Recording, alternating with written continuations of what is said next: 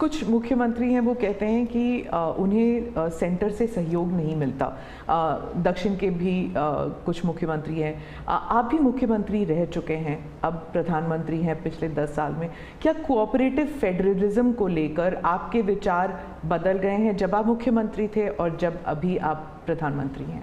दरअसल और क्या उन्हें नहीं मिलता सहयोग? दुर्भाग्य हुआ है कि जो रीजनल एस्पिरेशंस होते हैं उसको सबसे ज़्यादा तवज्जो देनी चाहिए।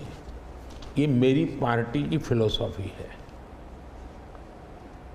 अगर आप रीजनल एस्पिरेशंस जो हैं उसको नकार करके विकसित भारत का सपना पूरा नहीं कर सकते। दूसरा, मैं गुजरात में लंबे समय तक मुख्यमंत्री रह के आया हूँ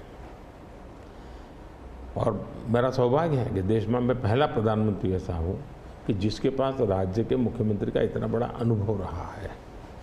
तो एक मुख्यमंत्री के नाते केंद्र से क्या अपेक्षाएं होती हैं, केंद्र से क्या तकलीफें होती हैं, उसको मैंने भली भांति झेला है, समझा भी है।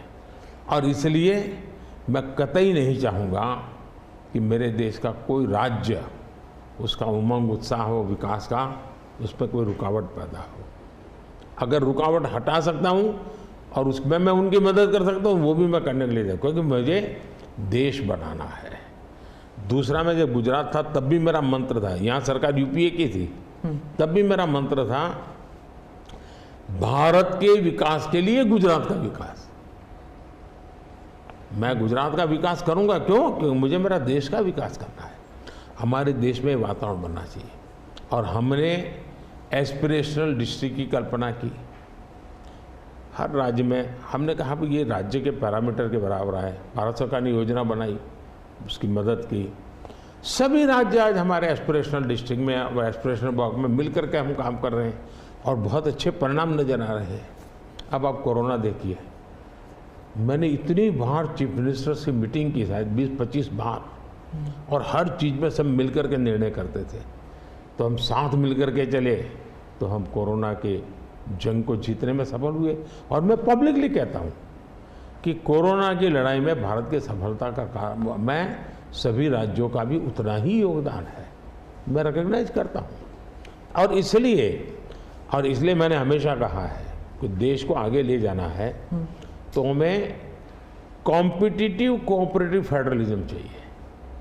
हमारे यहाँ स्पर्धा होनी चाहिए, तंदुरुस्त स्पर्धा होनी चाहिए विकास की, तब जाकर के। अब देखिए G20, मैं G20 दिल्ली में कर सकता था, मैंने ऐसा नहीं किया।